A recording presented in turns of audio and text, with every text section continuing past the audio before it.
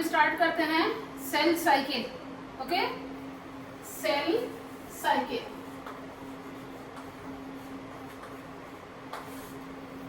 Cell cycle को समझने से पहले हमें ये देखना जरूरी है कि कोई भी एक सेल डिवाइड होकर जब दो डॉटर सेल में कन्वर्ट होती है तो उसमें कौन कौन से स्टेप्स पूरे होते हैं। बस उसी के सीक्वेंशियल जो है मैनर को हम सेल साइकिल कहते हैं। तो हम पहले एक छोटा चार्ट बनाते हैं और हम देखते हैं कि एक सेल जो है पेरेंटल सेल डिवाइड होकर जब दो डॉटर सेल और देन कंटिन्यूअस प्रोसेस होती है तो उसमें कौन कौन से स्टेप आते हैं। तो देखिएगा, मैं एक एग्जांपल लेती हूँ। जैसे मैंने सेल डिवीजन, और उस सेल डिवीजन में मैंने एग्जांपल ले लिया किसका, माइटोटिक डिवीजन। ठीक है, माइटोसिस। क्लियर। अब देखिएगा, सेल डिवीजन जो है उसके दो फेज। ठीक है, सेल डिवीजन के दो फेज। उसमें आता है पहला interphase, and then M phase. Interphase and then M phase. और यहाँ पर इसीलिए डाउट में आता है, मैं एम फेज मतलब ये क्या होता है। अगर मैं मियोटिक डिवीजन करूं तो मियोसिस होगा, और अगर माइटोटिक डिवीजन मानूं तो माइटोटिक डिवीजन होगा। तो एम फेज एक कॉमन वर्ड है। ठीक है। अब देखिएगा, इंटरफेज है, उसके तीन सब फेजेस। ठीक है, G1 phase, S phase and G2 phase. Clear. और M फेज के फर्दर डिवाइड करेंगे हम दो पार्ट में। M फेज की स्टार्टिंग होती है कैरियोकाइनेसिस से। ठीक है, एंड एंडिंग या टर्मिनेट किससे होता है, साइटोकाइनेसिस। क्लियर।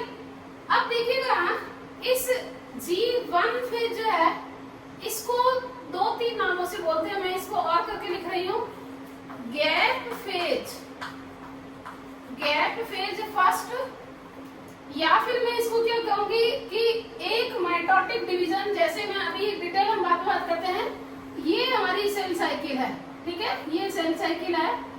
और यहाँ मान लिया, ये देखिएगा साइटोकाइनेसिस पूरा हुआ और फिर ये G1 स्टार्ट हुआ, फिर ये S एंड देन G2, और ये क्या हो गया, M फेज, और ये साइटोकाइनेसिस। तो अब देखिएगा, बात कहने का मतलब क्या है कि ये माइटोटिक डिवीजन के बाद हुई है। ठीक है, माइटोटिक डिवीजन के बाद हुई है, इसलिए इसे हम post mitotic division, post mitotic gap या पोस्ट माइटोटिक फेज कहते हैं। ठीक है, पोस्ट माइटोटिक फेज। तो या तो क्या कहते हैं, गैप फेज फर्स्ट, और या पोस्ट माइटोटिक फेज, और एक और तीसरा नाम वो भी ध्यान रखेंगे, ग्रोथ फेज फर्स्ट। ठीक है, इसके बाद स्टार्ट होती है अपनी एस फेज। ये क्या है, रिप्लिकेटिंग फेज है। ठीक है, रिप्लिकेटिंग फेज। ओके, और थर्ड जो है ये हमारा, वापस इसकी बात करते हैं इसके कंपैरिजन में। ये गैप फेज फर्स्ट था और ये है गैप फेज सेकंड। ठीक है, ऐसे जैसे ये पोस्ट माइटोटिक था, इसे कहेंगे pre mitotic phase. Clear. And जैसे ये ग्रोथ फेज फर्स्ट बोला था, इसको हम क्या कहेंगे, ग्रोथ फेज सेकंड। क्लियर। अब देखो, बात ये चल रही है कि यहाँ प्रोसेसेस क्या होती है। ये तो मैंने फेज के नाम लिए थे, G1 फेज, या गैप फेज फर्स्ट, या पोस्ट माइटोटिक फेज, या इसी को कहते हैं ग्रोथ फेज फर्स्ट। इसे हम S फेज या रिप्लिकेटिंग फेज कहते हैं, और इसे G2 फेज या गैप फेज सेकंड, या प्री माइटोटिक फेज और ग्रोथ फेज सेकंड कहते हैं। अब आइएगा, बात अगली स्टेप की करते हैं। देखो, ये हमारा पार्ट हुआ पूरा किसका, इंटरफेस का। अभी सिर्फ नाम की बात कर रही हूँ, लेबलिंग की बात कर रही हूँ, प्रोसेस की बात बाद में करेंगे। कैरियोकाइनेसिस जब स्टार्ट होता है आपको पता है मेनली इसमें कितने phase, 4, prophase, metaphase, anaphase and telophase, ठीक है। और उसके बाद क्या होता है साइटोकाइनेसिस, वो मैं शॉर्ट में बोल रही हूँ, लेंथी हम बाद में बात करेंगे। प्लांट में बोलूं तो किससे होगा, सेल प्लेट बनेगी, है ना। और अगर एनिमल में होगा तो क्या होगा, सेल फ्लो बनेगी, ठीक है। अब ये जो प्रोसेस है, जितने भी मैंने स्टेप लिखे हैं ये सीक्वेंस वाइज होते हैं और इसी सीक्वेंस को हम इस साइक्लिक पैटर्न में जब शो करते हैं वो हमारी सेल साइकिल कहलाती है। अब देखिएगा यहाँ स्टेप हुआ क्या, ये बात बहुत मायने रखती है। जैसे मैं ये कहूँ कि ग्रोथ फेज जब फर्स्ट था, जिसे हमने गैप फेज फर्स्ट या ग्रोथ फेज फर्स्ट बोला था, ठीक है। यहाँ क्या हुए थे, मेन जो प्रोसेस है वो आरएनए, हमने कहा डिटेल हम इसके ठीक बात करेंगे जब ये चार्ट हमारा रब हो जाएगा, ठीक है। आरएनए और प्रोटीन हुआ, ठीक है। उसके बाद जब एस फेज आई तो यहाँ क्या हुआ, डीएनए ने अपनी कॉपी बनाई, यानी कि डीएनए रिप्लिकेशन हुआ, डीएनए रिप्लिकेशन हुआ। यहाँ वापिस मेनली क्या होता है, आरएनए प्रोटीन बनते हैं, आरएनए प्रोटीन बनते हैं। तो यहाँ एक जो चेंज हुआ वो सबसे बड़ा है। क्या, यहाँ देखो, मान लिया हम एक फॉर एग्जाम्पल के तौर पे मानते हैं कि यहाँ नंबर जो अमाउंट ऑफ डीएनए क्या थे, 2C थे, मानी गई वैल्यू है। C का मतलब आप कोई पर्टिकुलर कोई फिजिकल यूनिट नहीं है, 2C मान लिया डीएनए का अमाउंट है, ठीक है। और क्रोमोसोम की संख्या मान लिया 2n से हम इंगित करें, जैसे मेरी बॉडी आपकी बॉडी में 46 क्रोमोसोम, ठीक है। तो जब यहाँ पर आएंगे, यहाँ तक तो क्या था, 2C और 2n था, ठीक है। यहाँ क्या हुआ, ये देखो डीएनए रिप्लिकेशन हुआ है, ध्यान रखना, ठीक है। इसका मतलब यहाँ क्या हो जाएगा, 2C से 4C में हो जाएगा, ठीक है। 2C से 4C में हो जाएगा। इनके सबके डायग्राम अभी बनाऊंगी मैं ऊपर, ठीक है। तो 2C से 4C, लेकिन नंबर ऑफ क्रोमोसोम क्या है, ये 2n थे, यानी कि 2n 46 थे, वापस 2n 46 ही रहेंगे, बट चेंज क्या होगा वो हम नेक्स्ट में बात करते हैं, ठीक है। तो देखिएगा एस फेज में क्या हुआ, इसने डीएनए की कॉपीज बनाई। अब अगला क्या हुआ, वापस इसमें तो प्रोटीन सिंथेसिस वगैरह ही होना है, ठीक है। हम इस बात को बहुत जोर देकर बोल रहे हैं कि इसका मतलब एस फेज में डीएनए की कॉपी बनी है, डीएनए का अमाउंट 2C से 4C हुआ है, ठीक है। अब यहाँ वापस 4C का 4C रहेगा, फिर यहाँ पर भी क्या होगा, 4C ही रहेगा, 4C ही रहेगा, लेकिन यहाँ क्या होगा, 4C से वापस 2C में कन्वर्ट हो जाएगा, 2C में कन्वर्ट हो जाएगा, क्लियर। और यहाँ वापस क्या हो जाएगा, 2C। क्रोमोसोम की संख्या तो वैसे भी सेम ही चल रही थी, यहाँ पर भी 2n था, यहाँ पर भी 2n ही रहा, यहाँ पर भी 2n ही रहेगा, ठीक है। यहाँ पर भी 2n, यहाँ पर भी 2n, यहाँ पर भी 2n और यहाँ पर भी 2n ही रहेगा, ठीक है। अब आपके दिमाग में विचार आएगा कि आखिर ये क्या नहीं, क्यों चेंज नहीं हुआ, तो वो हम डायग्राम ऊपर शो करते हैं अभी, ठीक है। तो अब देखिएगा यहाँ वापिस 2C हो गया, यहाँ 4C से 2C हो गया। इसका मतलब जो बना था डीएनए वो डॉटर सेल में डिस्ट्रीब्यूट हो गया है, ठीक है। तो अब देखिएगा जब ये प्रोसेस हुई तो सेल ने जो है इस वाले प्रोसेस में अपन ने क्या बोला था, ये आरएनए प्रोटीन और कुछ जो है मोस्टली जो है क्या कहते हैं सेल ऑर्गेनेली, है ना, और फंक्शनल प्रोटीन, ये सारे बना लिए इसने, यानी कि सेल के साइज में वृद्धि हुई, है ना, सेल का वॉल्यूम बड़ा हुआ। अब यहाँ क्या हुआ, डीएनए का अमाउंट दुगना हो गया, सेल के साइज में फिर वृद्धि हुई, फिर ये जो क्रोमोसोम बने थे वो स्पेसिफिक पैटर्न में सेट होते हुए वापस यहाँ स्प्लिट हो गए, और ये डॉटर सेल में टूटकर अलग अलग हो गए, यहाँ टूट गए थे और यहाँ डॉटर सेल में डिस्ट्रीब्यूट हो गए। ये जो मैं बोल रही हूँ उनकी सबकी पिक्चर अगले के वीडियोस में आएगी, है ना। तो मेरे कहने का मतलब क्या था, ये एक्चुअल में सारी की सारी फेजेस और सब फेजेस है जो कि सेल साइकिल में इंक्लूड होती है। इसका मतलब सेल साइकिल में ये सभी इंक्लूड होंगे। कौन कौन, देखे क्या बोलेंगे, G1 phase, S phase, G2 phase, अब कैरियोकाइनेसिस में कौन, प्रोफेज, मेटाफेज, एनाफेज, टीलोफेज और साइटोकाइनेसिस, ठीक है। और यहाँ कैरियोकाइनेसिस के लिए कॉमन वर्ड क्या बोला, एम फेज, ठीक है। तो अब इनको अगर हम इस साइक्लिक मैनर में कन्वर्ट करें तो ये कंसेप्ट क्या कहलाता है, सेल साइकिल। इसका मतलब ये है कि एक सेल थी, वो उसने अपनी कॉपीज सभी दुगना किया, अमाउंट भी दुगना किया, जो है कैरियोप्लाज्म यानी क्रोमोसोम की भी जो है डीएनए अमाउंट भी दुगना किया, और फिर इससे जब डिस्ट्रीब्यूट हुआ तो ये डॉटर सेल में इसको डिस्ट्रीब्यूट कर दिया। तो यहाँ ये पहले 2C और 2N थे, यहाँ बीच में कहीं जाकर क्या हुआ था, 4C और 2N रहे। अब वापिस क्या डिस्ट्रीब्यूट होने पर ये 2C और 2N, 2C और 2N, 2C और 2C क्या है, डीएनए, जबकि ये क्या है, क्रोमोसोम और क्रोमोसोम, ठीक है। तो अब हम देखते हैं कि इनको हम साइकिल में कैसे बनाते हैं, ठीक है। तो अब देखो हम साइड में यहीं पे बना रहे हैं, ठीक है। अब जब अगर मैं इन सभी फेजेस और सब फेजेस को, ठीक है, साइकिल में कन्वर्ट करती हूँ तो देखिएगा ये डायग्रामेटिक मैनर ऐसे आता है। ये एक सर्किल जिसको हम वास्तव में क्या कहते हैं, पाई चार्ट है ये, ठीक है। तो इसको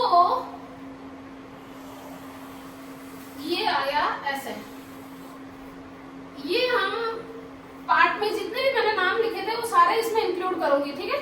तो अब देखो यहां पर आया ये प्रोफेज, मेटाफेज, एनाफेज, टीलोफेज और साइटोकाइनेसिस, क्लियर। अब आता है यहां तक की स्टेप ले रही हूं मैं, किसको, G1 फेज, ये हो गया हमारा S फेज और ये G2। क्या बोला मैंने, G1, S, G2। अब ये देखिएगा क्या बोला था मैंने, इनको हम यहां से लिखते हैं, प्रोफेज, मेटाफेज, एनाफेज, टीलोफेज, ये सब मिलाकर क्या कहलाएंगे, M फेज। और N फेज का टर्मिनेशन का किससे होता है, साइटोकाइनेसिस। तो यहां से हमने देखो एक सेल शुरू की थी, जो अभी मैंने यहाँ पे बनाई, देखो ये सेल शुरू किया था। तो सबसे पहले इंटरफेज होता है, इंटरफेज में क्या हुआ, G1 फेज, फिर S फेज आया, फिर G2 फेज आया, और फिर ये देखिएगा prophase, metaphase, anaphase, prophase, metaphase, anaphase, telophase, और फिर लास्ट में क्या हुआ, साइटोकाइनेसिस। तो अब साइटोकाइनेसिस होने के बाद क्या होगी, ये दो डॉटर सेल। तो देखिएगा यहाँ क्या लिखा, ये दो डॉटर सेल बन गई, ये दो डॉटर सेल बन गई। अब इसके बाद कंडीशन पर डिपेंड करेगा, ये साइटोकाइनेसिस थी, इसका मतलब इसका रिजल्ट क्या हुआ, ये टू डॉटर सेल। साइटोकाइनेसिस के बाद ये देखो यहाँ एंटर हुई किसमें, G1 फेज। अब G1 फेज के बाद ये सेल S फेज में एंटर करती है या नहीं करती है, दोनों कंडीशन हो सकती है। मैंने बोला कि S फेज में एंटर करती है या नहीं करती है, वो कंडीशन हम नेक्स्ट में बोलते हैं। तो अगर मान लिया ये एंटर करती है, इसका मतलब तो क्या हो जाएगी, इसके बाद इसमें आ जाएगी, इसके बाद इसमें आ जाएगी, और देन कंटिन्यू इसमें आ जाएगी। लेकिन ये अगर एंटर नहीं करती है, मतलब कि उसको प्रॉपर जितना हार्मोन और सब मैटर बनना था वो अगर प्रॉपर यहाँ नहीं बना है, तो ये क्या हो जाएगी, exit to G1, exit to G1, ठीक है। ये सेल G1 से एग्जिट हो जाएगी। तो एक्चुअल में तो इसको हम एग्जिट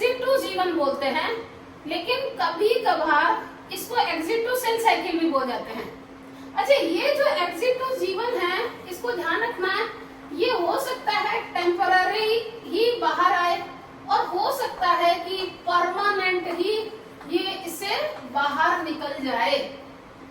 टेम्पररी बाहर निकलने का मतलब, जैसे प्लांट में आपने एनाटॉमी पढ़ी और एनाटॉमी में आपने मेरिस्टेमेटिक टिश्यू पढ़े, तो देखिएगा मेरिस्टेमेटिक टिश्यू में आपने दो टाइप के पढ़े थे, प्राइमरी मेरिस्टम और सेकेंडरी मेरिस्टम। तो प्राइमरी मेरिस्टम तो क्या होता है, ये होता है कि ये लगातार सेल साइकिल में ऐसे रन करते रहते हैं, क्योंकि उनकी सेल लगातार डिवाइड और रीडिवाइड होती रहती है। और अगर मैं यहाँ अगर एक चार्ट के फॉर्म में बोलूं तो क्या होगा, ये देखो, ये कंडीशन क्या होगी, जैसे ये एक सेल थी, इन सभी फेज को पार करते हुए यहाँ पहुंची, तो उसमें दो सेल में दो डॉटर सेल बन गई, ठीक है, और ये दो डॉटर सेल बनी, इसके बाद अगर एग्जिट टू सेल साइकिल हो जाती है या एग्जिट टू G1 फेज हो जाती है, इसका मतलब ये है, जैसे मैं ये कहूं कि ये सेल जो है एग्जिट टू G1 हो जाती है, ठीक है, इसका मतलब ये परमानेंट सेल में कन्वर्ट हो रही है। और अगर ये क्या होती है, G1 से S में और S से वापस अलग नेक्स्ट सभी प्रोसेस से होते हुए इस तरीके से लगातार रन कर रही है, इसका मतलब ये कौन सी सेल है, मेरिस्टेमेटिक सेल, ठीक है, मेरिस्टेमेटिक सेल। प्लांट के रेफरेंस में कहें तो ये स्पेसिफिक रीजन ही होते हैं, जैसे अपने डायग्राम बनाते हैं, देखो ये एपिकल मेरिस्टम है ना, ये इंटरकैलरी मेरिस्टम, और ऐसे ही जो है आप अगर ये लीफ प्राइमोर्डिया बने हैं तो यहाँ पर देखिएगा ये लीफ प्राइमोर्डिया बना, इसके एक्साइल में क्या होती है, एक्सिलरी बर्ड है ना, ये देखिएगा इस तरह से ये एक्सिलरी बर्ड होती है, ओके, ये भी क्या होती है, डिवाइड और रीडिवाइड लगातार होती है। और ऐसे ही सेकेंडरी मेरिस्टम होते हैं, जो कि हम प्लांट का अगर स्टेम का टीएस काटे तो ये देखिएगा यहाँ पर ये एंडोडर्मिस है और ये देखो यहाँ है ना, तो ये क्या है, कैम्बियम, तो कैम्बियम क्या होती है, सेकेंडरी मेरिस्टम। तो ये वो सेल होती है जिसमें मैंने अभी बोला था कि ये टेम्परेरी जो है एग्जिट हो जाते हैं, टेम्परेरी एग्जिट हो जाती है, इसका मतलब जब सेकेंडरी ग्रोथ होएगी तो ये वापस किस में एंटर हो जाएगी, G1 से S में एंटर कर जाएगी। लेकिन यहाँ पर अगर ये वाली सेल है, कौन सी, कॉर्टिकल सेल है ना, कॉर्टिकल सेल या कॉर्केम्बियम नहीं, कॉर्क या फिर जाइलम, फ्लोएम की पेरेन्काइमा वगैरह एक्सेट्रा जो भी है, वो परमानेंट हो गई है, अब वो S में एंटर नहीं करेगी, इसका मतलब वो परमानेंटली एग्जिट टू G1 हो गई है। तो जो सेकेंडरी मेरिस्टम के एग्जांपल है कॉर्केम्बियम और वेसिकुलर कैम्बियम, वो क्या होते हैं, टेम्परेरीली G1 से एग्जिट होते हैं, ठीक है, जब सेकेंडरी ग्रोथ होती है वापस S में एंटर कर जाते हैं, यानी सेल साइकिल में एंटर कर जाएंगे। लेकिन जो पेरेन्काइमा, कोलेनकाइमा, स्क्लेरेन्काइमा, जाइलम ये है ना, और जो एनिमल में देखें तो हार्ट सेल है ना, ये जो कुछ सेल जो कि परमानेंटली कभी वापस डिवाइड होती ही नहीं है, तो वो क्या होते हैं, परमानेंट सेल होते हैं, ये कभी वापस इस सेल साइकिल में एंटर नहीं करते हैं, ठीक है। तो अब आपको याद क्या करना है, आपने देखा कि एनिमल में लगभग सभी cell equally divide and redivide होती रहती है, लेकिन प्लांट में कुछ स्पेसिफिक रीजन वाली सेल ही डिवाइड होती है, और उन रीजन को हम क्या कहते हैं, मेरिस्टेमेटिक रीजन कहते हैं। लेकिन दूसरा अंतर क्या है कि मेरिस्टेमेटिक रीजन की कोशिकाएं, सेल्स, ये उम्र भर लगातार डिवाइड होती है ना, इनमें डिवीजन कैपेसिटी कंटिन्यू बनी रहती है। लेकिन एनिमल में एक टाइम के बाद डिवीजन कैपेसिटी स्टॉप हो जाती है एज पर रिक्वायरमेंट। जैसे मेरी स्किन सेल है, मान लिया मेरी स्किन अगर जल गई है, मेरे कोई घाव लग गया है, घाव हो गया है, वुंड हो गया है, तो उस वुंड हीलिंग के समय, ठीक है, ये सेल वापस डिवाइड और रीडिवाइड यानी डिवीजन की कैपेसिटी स्टार्ट कर देगी। इसका मतलब क्या हो गया, वो एक बार तो टेम्परेरीली तो एग्जिट हो गई थी, लेकिन बाद में ये वापस क्या होगी, सेल साइकिल में एंटर हो गई। तो हम जब से लेकर बड़े हुए तब तक तो हमारी सेल डिवाइड हो रही थी, लेकिन एक टाइम के बाद वो स्टॉप हो जाती है और फिर रिपेयरिंग के समय या एज पर रिक्वायरमेंट वो अपने सेल साइकिल में एंटर होती है। लेकिन कुछ सेल एनिमल में, जैसे हार्ट की कुछ सेल, हृदय की, वो कभी भी डिवाइड होती ही नहीं है। ठीक है, तो इसको हम कह रहे हैं कि किस तरीके से ये G1 और G जो है ये क्या कहते हैं, G1S और G2। अब आती है कि ये जो बाहर होती है, एग्जिट होती है, सेल साइकिल से एग्जिट होती है, उन सेल की स्टेज को पहली बात तो क्या कहते हैं और इस स्टेज को क्या कहते हैं। जो ये एग्जिट हो गई, ये वाली, जैसे ये G1S G2 है ना, इसको हम कहते हैं G0। क्या कहते हैं? G0। G0 भी कहते हैं कुछ लोग और G0 भी सही है, दोनों ही बातें सही है। ठीक है, अब आपको ध्यान रखना है ये जो G0 में आ गई है, इसका मतलब ये क्या हो गई, परमानेंट में कन्वर्ट हो गई है। तो डिवीजन के बेस पर तो ये क्या हो गई, डिवीजन के बेस पर तो ये इनएक्टिव हो गई। ठीक है, लेकिन आपको ध्यान रखना है केवल डिवीजन ही इनएक्टिव हुआ है। क्लियर? लेकिन अभी तक ये मेटाबॉलिकली ये क्या है, एक्टिव सेल है। तो मेटाबॉलिक रिएक्शन तो लगातार चलती ही रहती है। जैसे मैं कहूं कि अगर लीफ की सेल है तो लीफ में से जो मीजोफिल है वो तो परमानेंट हो गई है, लेकिन मेटाबॉलिज्म तो चल ही रहा है ना। तो डिवीजन के बेस पर तो ये इनएक्टिव हो गई है, यानी इनमें अब ये जो जीवन के बाद S और G2 ये प्रोफेज मेटाफेज ये कुछ नहीं चल रहा है ना, ये तो जीवन से बाहर आ गई है। ठीक है, लेकिन मेटाबॉलिकली इसमें बाकी सभी प्रोसेसेस हो रही है। तो ऐसी स्टेज को हम क्या कहते हैं, क्यूसेंट स्टेज कहते हैं। ठीक है, और इसी को हम कहते हैं सस्पेंडेड स्टेज। ठीक है, सस्पेंडेड स्टेज का मतलब ये होता है कि एक बार के लिए जो है सेल डिवीजन स्टॉप हो जाना। ठीक है, एक बार के लिए सेल डिवीजन स्टॉप हो जाना, तो ये स्थिति सस्पेंडेड स्टेज भी कहलाती है। और अगर मैं एनसीईआरटी के अकॉर्डिंग मानूं तो उसे क्या कहेंगे, क्यूसेंट स्टेज का मतलब क्या होता है, शांत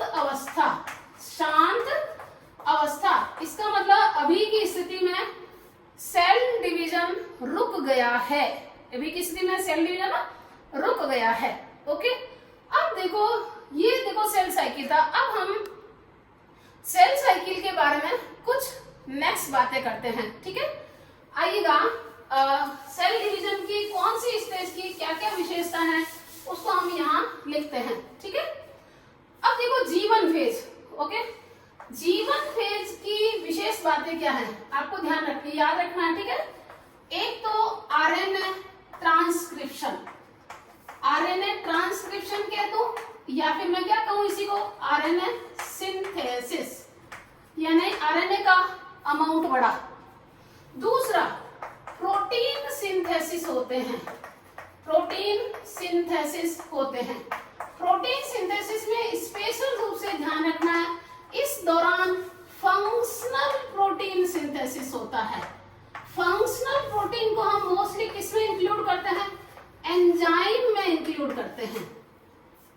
ठीक है, फंक्शनल प्रोटीन को हम मोस्टली किसमें इंक्लूड करते हैं, एंजाइम में इंक्लूड करते हैं। जैसे मैं एक पर्टिकुलर एग्जांपल, जो कि पॉपुलर एग्जांपल है, पॉलीमरेज एंजाइम है ना, डीएनए पॉलीमरेज भी और आरएनए पॉलीमरेज भी, क्योंकि आरएनए तो यहाँ पे बन ही रहा है और डीएनए अभी आगे स्टेज के लिए रिक्वायर्ड है। तो जो यहाँ पे रिक्वायर्ड होंगे ना, जो स्ट्रक्चर और जो है कंटेंट, वो सब के सब यहाँ फॉर्म हो जाएंगे। ठीक, तो अब क्या हुआ, मैंने क्या बोला, इसके कैरेक्टर क्या है, आरएनए सिंथेसिस या आरएनए ट्रांसक्रिप्शन कहते हैं। प्रोटीन सिंथेसिस, उस प्रोटीन में भी पर्टिकुलर कौन से, फंक्शनल प्रोटीन, जैसे फंक्शनल प्रोटीन माने एंजाइम्स, है ना। अब आते हैं नेक्स्ट, इसमें क्या होता है, मोस्टली सेल ऑर्गेनेलीज यहाँ जो है फॉर्म हो जाते हैं, बन जाते हैं। ठीक है, उसमें फिर आप पर्टिकुलर याद रखेंगे प्रोटीन मशीनरी, है ना। प्रोटीन मशीनरी का मतलब क्या होगा, वो सभी ऑर्गेनेली जो किसके लिए रिक्वायर्ड है, किसके लिए रिक्वायर्ड है, प्रोटीन सिंथेसिस के लिए, है ना। जो प्रोटीन सिंथेसिस के लिए रिक्वायर्ड है यानी एंजाइम सिंथेसिस के लिए रिक्वायर्ड है, वो सभी सेल ऑर्गेनेली ऊपर बन जाते हैं, किसमें, G1 फेज में, ठीक। और लास्ट आपको याद रखना है ये कि इस दौरान सेल का वॉल्यूम इंक्रीज होता है, ठीक है। सेल का वॉल्यूम इंक्रीज होता है, या मैं ये कहूं सिंगल वर्ड में कि सेल ग्रोथ करती है, सेल ग्रोथ करती है। क्लियर। ये थे G1 फेज के कैरेक्टर, ठीक। अब आइएगा S फेज। S फेज में मुख्य मुख्य घटनाएं कौन सी होती है। नंबर 1 सबसे इंपॉर्टेंट घटना DNA सिंथेसिस। DNA सिंथेसिस बोलूं और चाहे मैं क्या बोलूं, DNA रिप्लिकेशन बोलूं और चाहे मैं इसी को क्या बोलूं, DNA डुप्लीकेशन, एक ही बात है, ठीक है। हिंदी बोले तो इसे क्या कहेंगे, द्विगुणन। तो अभी आपने बात की थी कि यहां तक तो DNA 2C था, लेकिन यहां देखो एंटर किया है तक 2C है, लेकिन जब एग्जिट होगा तो क्या हो जाएगा 4C। इसका मतलब यहाँ क्या होगा 4C, ठीक है। अब देखिएगा, पहली बात तो सबसे इंपॉर्टेंट बात यह है। दूसरा आपको और ध्यान रखना है, दूसरा हिस्टोन प्रोटीन जो है ना, हिस्टोन प्रोटीन सिंथेसिस यहीं पे होता है। हिस्टोन प्रोटीन सिंथेसिस, देखो प्रोटीन सिंथेसिस तीनों स्टेज में होता है, पर आपको ध्यान रखना है कौन से टाइप के कहाँ होते हैं। तो अभी देखो पहले बोला था मैंने कि फंक्शनल प्रोटीन तो यहाँ सिंथेसाइज होते हैं। हिस्टोन प्रोटीन जो कि क्या होगा, क्रोमोसोम के कंपोजिशन में काम आएगा, क्रोमोसोम के ऑर्गेनाइजेशन में काम आएगा, उनका सिंथेसिस यहाँ पर होता है। और तीसरा बहुत ही इंपॉर्टेंट, देखो ये दोनों प्रोसेस तो हो रही है न्यूक्लियस में। कहाँ हो रही है, न्यूक्लियस में। और तीसरा स्टेप ये कहाँ होता है, साइटोप्लाज्म में। कहाँ होता है, साइटोप्लाज्म में। और क्या होता है, सेंट्रोसोम, है ना। सेंट्रोसोम किससे बने होते हैं, 2 सेंट्रियोल से, ठीक है। इसका डुप्लीकेशन होता है, डुप्लीकेशन होता है, यानी सेंट्रोसोम जो कि किसमें होते हैं, एनिमल सेल में। कहाँ होते हैं, न्यूक्लियस के ऊपर ये सेल है, ठीक है।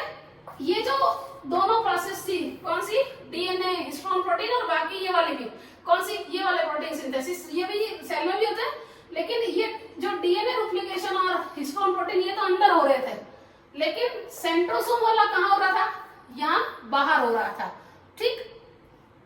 तो ये हुआ हमारा S फेज का कैरेक्टर। अब आइएगा G2 फेज। G2 फेज में देखो, एक तो आपको ध्यान रखना ही है कि RNA सिंथेसिस होता है, ठीक है, RNA सिंथेसिस। दूसरा प्रोटीन सिंथेसिस। प्रोटीन सिंथेसिस में आपको ध्यान रखना है, इसके दौरान, इस प्रोसेस में स्ट्रक्चरल प्रोटीन बनते हैं, है ना। स्ट्रक्चरल प्रोटीन बने आगे स्ट्रक्चर बनाने में काम आने वाले, मेम्ब्रेनस प्रोटीन वगैरह, है ना। तो स्ट्रक्चरल प्रोटीन बनते हैं और रिमेनिंग सेल ऑर्गेनेली यहाँ बनते हैं, ठीक है। अब देखो आप जरा बात को जरा गौर से सुनना, क्योंकि एनसीईआरटी की लैंग्वेज तभी समझ में आती है जब कॉन्सेप्ट हमारे क्लियर होते हैं। तो यहाँ देखो आरएनए अमाउंट बढ़ा, प्रोटीन अमाउंट बढ़ा, सेल का साइटोप्लाज्मिक ग्रोथ हुई, यहाँ डीएनए का अमाउंट दुगना हो गया, हिस्टोन प्रोटीन बन गया और सेंट्रोसोम बन गए, यहाँ फिर सेल ऑर्गेनेली, यहाँ पर भी सेल ऑर्गेनेली बन गए। तो अब आप देखो इसका मतलब क्या है कि पहले जो पेरेंटल सेल में जितना अमाउंट था उसका जस्ट डबल हो गया है, ठीक है, जस्ट डबल हो गया है। तो अब इसको क्या करना पड़ेगा, डिस्ट्रीब्यूट करना पड़ेगा, और ये डिस्ट्रीब्यूट किसमें हो जाएगा, डॉटर सेल में, ठीक है। तो वास्तव में ये क्या है, ये प्रिपरेटरी फेज कहलाती है। एक्चुअल में डिवीजन तो यहाँ शो होता है, लेकिन डिवीजन के लिए जो प्रिपरेशन है, तैयारी है, वो कहाँ हो जाती है, इस फेज में हो जाती है। तो ये G1S और G2, G1S और G2 ये मिलकर क्या कहलाती है, इंटरफेज। क्या कहलाती है, इंटरफेज। क्लियर। ओके, समझ में आ गया आपको? ठीक। अब देखो ये जो बना था, है ना, सब चीजें जो भी प्रिपेयर हो गई है, तैयारी हो गई है जिसको, ये प्रोफेज में क्लियर होंगी, मेटाफेज में अलाइंड होंगी, ये सब डिटेल हम आगे बढ़ेंगे, अगले वीडियो में बढ़ेंगे। एनाफेज में वापस स्प्लिट हो जाएंगे, मतलब बंटवारा शुरू हो गया एनाफेज में, और टेलोफेज में बंटवारा पूरा हो जाएगा, और फिर यहाँ पर ये क्या हो जाएंगे, साइटोकाइनेसिस हो जाएंगे, और ये दो डॉटर सेल बन जाएगी। अब ये डॉटर सेल या तो इसमें एंटर करेगी और या फिर क्या हो जाएगी, G1 से एग्जिट हो जाएगी, और उस स्टेज को हम क्या कहेंगे, क्यूसेंट स्टेज या फिर G0 स्टेज कहते हैं, जो कि मेटाबॉलिकली तो एक्टिव होती है, लेकिन डिवीजन के बेस पर ये इनएक्टिव हो जाती है, यानी ये परमानेंट की तरफ बढ़ रही है। और ये परमानेंट हो सकता है कि टेम्परेरी हो, और या हो सकता है जो है परमानेंटली ही डिवीजन रुक गया हो, या टेम्परेरीली ही डिवीजन रुका हो। जो टेम्परेरी है वो वापस सेल साइकिल में एंटर कर सकती है, फ्यूचर में कर सकती है, लेकिन जो परमानेंटली बाहर निकल रही है वो परमानेंटली जो है अपने डिवीजन कैपेसिटी को स्टॉप कर देती है। तो सेल साइकिल इन्हीं लगातार, यानी कि इनका जो है अमाउंट बढ़ना, डुप्लीकेट होना, अमाउंट बढ़ना, और उसके बाद ये इस तरीके से सेटिंग होकर डिस्ट्रीब्यूट होना और डॉटर सेल में कन्वर्ट हो जाना, इस पूरे सर्किल को हम सेल साइकिल कहते हैं। इस पूरे सर्किल को क्या कहते हैं, सेल साइकिल कहते हैं। इस सेल साइकिल का मतलब क्या हुआ, अगर सिंगल वर्ड में आंसर देवे तो एक पेरेंटल सेल दो डॉटर सेल में कन्वर्ट होती है, तो उन घटनाओं का अनुक्रम, है ना, sequence of event during the formation of daughter cell by a parental cell is called as cell cycle. ठीक है, एक जनक कोशिका से विभिन्न घटनाओं से होते हुए, जिसमें कोशिका की वृद्धि होना, डीएनए की कॉपी बनना, फिर अन्य कोशिकाओं का संगठक होना, और फिर वो पुनः जो है डिस्ट्रीब्यूट हो जाना, वितरित हो जाना, और दो डॉटर सेल में कन्वर्ट हो जाना, इन सभी घटनाओं के अनुक्रम को हम क्या कहते हैं, कोशिका चक्र या सेल साइकिल कहते हैं। क्लियर? अब देखिएगा, ये सेल साइकिल में लगने वाला समय अलग अलग ऑर्गेनिज्म में अलग अलग होता है। यानी मैं अगर सिंपल वर्ड में बात करती हूँ कि duration of cell cycle, duration of cell cycle, ठीक है, ये डिपेंड करता है ऑर्गेनिज्म टू ऑर्गेनिज्म। अब देखिएगा, आपके एनसीईआरटी में कुछ एग्जाम्पल दिए हुए हैं। जैसे इसने क्या बोला, मैंने क्या बोला, एक तो varies to species to species, ठीक है, पहली बात ये जाति की अलग अलग होती है। कुछ एग्जाम्पल इसने दिया कि अगर ह्यूमन सेल, है ना, ह्यूमन सेल को कल्चर मीडियम में रखा जाए, है ना, ह्यूमन सेल का कल्चर मीडियम में कल्चर किया जाए, तो वो कहता है अबाउट 1 आवर लगता है, 1 घंटा लगता है। समझ में आ गई? लगभग 1 घंटा लगता है। और इस 1 घंटे में आपको सबसे बड़ी आश्चर्यजनक बात यह है कि ये जो है ना, ये 95% टाइम खा जाती है। तो मेरा कहने का मतलब, जैसे 1 घंटा मतलब कि मैं ये कह रही हूँ, अरे 1 घंटा नहीं, 1 डे बोलना था, गलती हो गई, ठीक है, तो 1 दिन लगता है। ओके, अब देखिए 1 दिन का मतलब क्या हो गया, 24 घंटा, 24 घंटा बोलना था, 24 आवर, ठीक है, तो ये 24 घंटा लगता है। ठीक, अब लगभग 95%, ठीक है, इस टोटल 24 आवर का, ठीक है, 24 आवर का 95% पार्ट तो कौन ले लेती है, इंटरफेज, ठीक है, कौन ले लेती है, इंटरफेज। और रिमेनिंग टाइम, है ना, रिमेनिंग टाइम, या मैं क्या कहूँ, रिमेनिंग ड्यूरेशन में ये रिमेनिंग पार्ट पूरा होता है।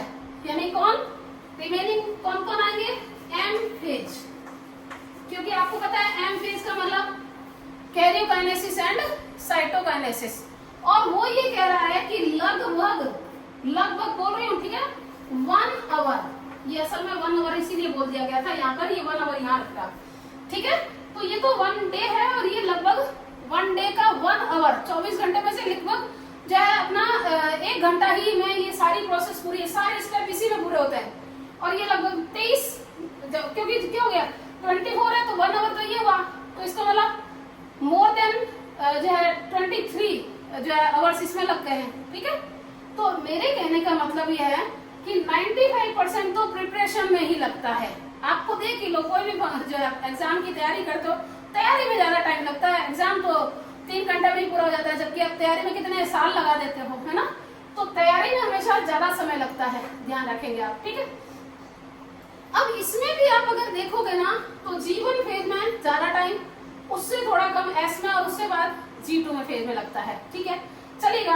अब हम बात करते हैं कि अब आपको एक बात और समझानी है कि ये 2C और 2N और 4C का क्या मीनिंग है। ठीक है, तो हम इसको एक डायग्रामेटिक व्यू से समझाते हैं कि ये क्या फंडा है। अब आते हैं, देखो हम यहाँ पे सभी के नाम लिखते हैं, उसके बाद नंबर ऑफ क्रोमोसोम की कंडीशन का डिस्कशन करते हैं। ये G1, ठीक है, G1, इसके बाद क्या है S फेज, इसके बाद क्या आया G2 फेज, ठीक, उसके बाद क्या आया प्रोफेज, उसके बाद मेटाफेज, उसके बाद क्या आया एनाफेज, उसके बाद क्या आया टीलोफेज, और उसके बाद साइटोकाइनेसिस, यानी कि 2 डॉटर सेल बन गए। ओके, अब देखिएगा यहाँ चेंज क्या होता है। यहाँ कोई एक सेल थी पेरेंटल सेल, क्लियर, उसमें मैं एक ही क्रोमोसोम 2 क्रोमोसोम लेकर चलूंगी। ठीक है, एग्जाम्पल में 2 क्रोमोसोम लूंगी मैं। ठीक है, ठीक है, यहाँ था, मैं ये कह रही हूँ कि ये कोई न्यूक्लियस है, सेल का न्यूक्लियस ही बना रही हूँ उसे। ठीक है, ये किसको बना रही हूँ मैं, न्यूक्लियस को बना रही हूँ। क्लियर, तो यहाँ जो इंटरफेज की G1 फेज में था ये, है ना, तो ये एक डीएनए का था पार्ट और ये दूसरे डीएनए का। ठीक है, जो अलग अलग के हैं, एक ही की कॉपी नहीं है ये, ध्यान रखना। ठीक है, मैं इसको क्या मान रही हूँ कि 2 डीएनए, या वास्तव में ये क्या कहूँ इसको कि 2 अनडुप्लीकेटेड क्रोमोसोम। आराम से तसल्ली से देखेंगे आप, बहुत जरूरी चीजें हैं ये, बहुत जरूरी चीजें हैं। जब तक ये चीजें नहीं समझ में आई तब तक आपको सेल डिवीजन नहीं समझ में आएगा। ये अनडुप्लीकेटेड है। ठीक है, एस में जब आएगा तो क्या हुआ, यहाँ इसने देखो ये एक डीएनए तो था ही, अब पूरी प्रोसेस तो आप वो जो हम जेनेटिक्स में पढ़ते हैं वहां पे आ जाएगी। इसने अपनी कॉपी और तैयार की, ये देखिएगा इसकी कॉपी, कंप्लीट नहीं बता रही मैं। ठीक है, मैं जान के खाली कलर चेंज कर रही हूँ, मुझे भी पता है सेमी कंजर्वेटिव मेथड लगता है, तो यहाँ पे आप अप्लाई ना करें, हम बात कॉपी की कर रहे हैं। ठीक है, तो ये एक पेरेंटल डीएनए था, ठीक है, उससे उसकी क्या बन गई कॉपी। इसी तरीके से ये देखिएगा एक डीएनए ये था, ओके, और ये बन गई इसकी कॉपी। अब आप देख लो कि इस न्यूक्लियस में जितना डीएनए था, ओके, हम आपको पहले ही कह चुके हैं कि DNA equal to chromosome, DNA equal to chromosome, but ध्यान रखेंगे 1 डीएनए मतलब हाफ क्रोमोसोम।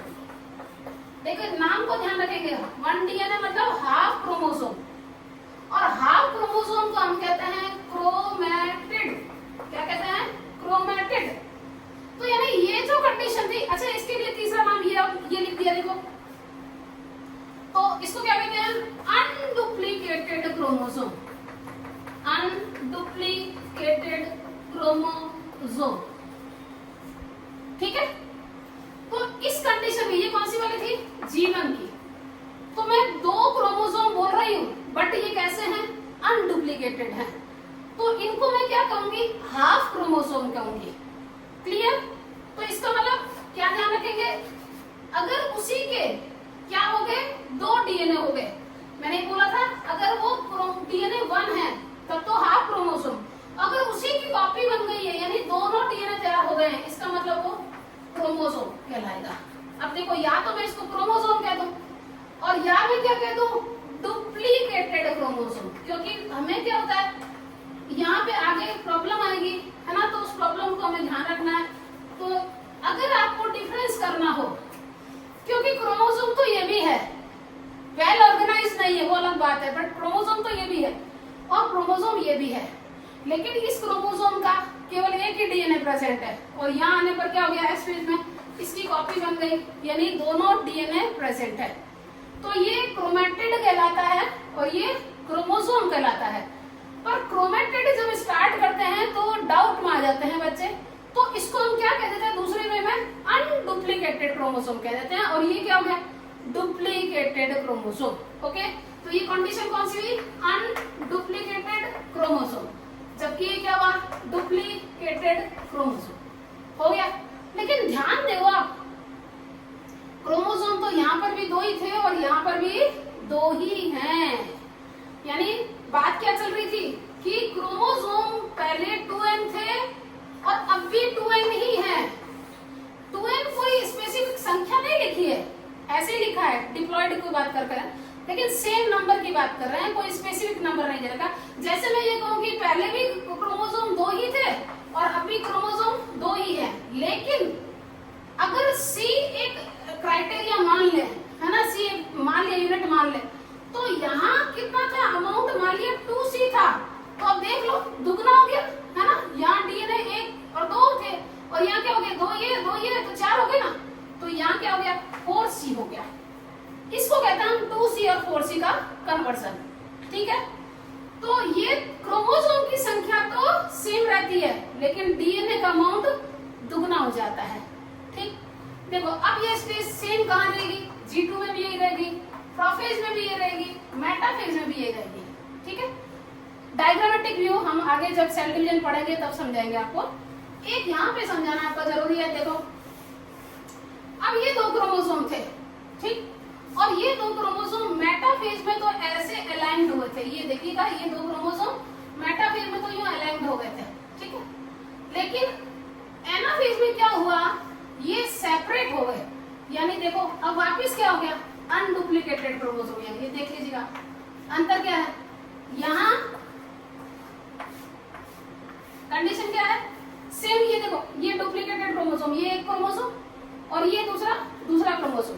ठीक है, लेकिन यहाँ क्या हो गया, एनाफेज की शुरुआत में ये क्या होता है, स्प्लिट हो जाता है सेंट्रोमियर। तो ये देखिएगा, ये देखिए यहाँ बच गए। अब क्या होगा, टीलोफेज में क्या हो जाएगा, ये एक सेल बन गई और ये दूसरी सेल बन गई। अल्टीमेटली क्या हुआ, नंबर ऑफ क्रोमोसोम कितने रहे, यहाँ पर भी 2 ही थे और यहाँ पर भी 2 ही हैं। यहाँ पर देखो 2C था, यहाँ देखो ये रहा 2C था, यहाँ 4C हुआ। ठीक है, यहाँ पर भी देखो, मैं ऊपर लिख रही हूँ सबके लिए। ठीक है, यहाँ 2C था और 2N था, यहाँ 2N और 4C हो गया, यहाँ 2N 4C हो गया, यहाँ 2N 4C हो गया, यहाँ 2N 4C हो गया। लेकिन यहाँ क्या चेंज हुआ, क्या चेंज हुआ, यहाँ पर 2C का 1C हो गया, नहीं 4C का, देखो इसको चेंज करती हूँ, 4C का 2C हो गया और 2N का 2N ही रहा, 2N का 2N ही रहा। अब मियोसिस में अलग स्टेज होती है, वो मियोसिस कराएंगे तब बता देंगे आपको।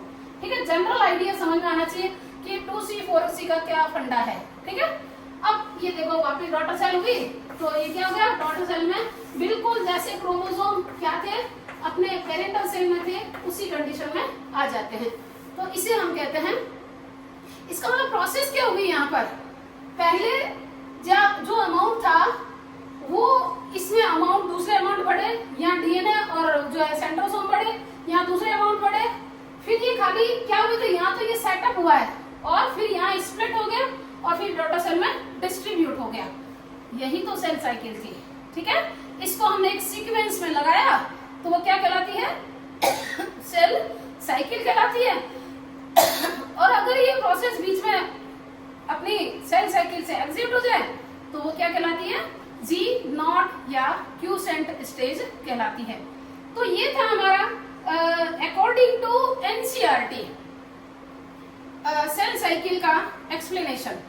थ्योरी के लिए हम जो है स्लाइड्स डालेंगे और स्लाइड में आप पढ़िएगा, और मैं जब सेल डिवीजन चैप्टर पूरा हो जाएगा तो एक लेक्चर सिर्फ एनसीईआरटी के लाइंस का एक्सप्लेनेशन दूंगी।